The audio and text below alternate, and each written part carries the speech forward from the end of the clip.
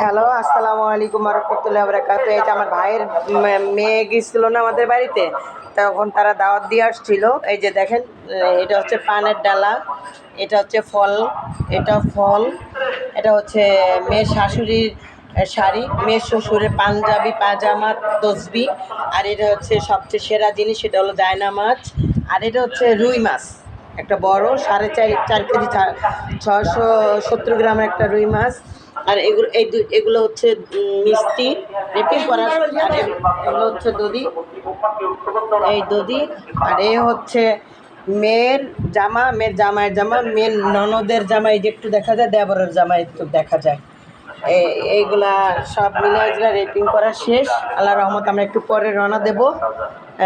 আপনারা সবাই দোয়া করবেন মেয়েটা যাতে ভালো থাকে, এতিম মেয়ে, ও যেন ভালো থাকে, সুস্থ থাকে। এবং এগুলা আমরা একটু পরে নিয়ে রওনা হব। আপনারা সবাই দোয়া করবেন যেন সুস্থ সুন্দরভাবে আমরা পৌঁছাতে পারি এবং মান সম্মানভাবে আমরা ওখান থেকে ফিরে আসতে পারি। আপনাদের কাছে এটাই চাওয়া, আর কিছু না। সবাই ভালো থাকবেন, সুস্থ থাকবেন, দোয়া করবেন। আল্লাহ হাফেজ। আসসালামু আলাইকুম রহমতুল্লাহি ওয়া বারাকাতুহু।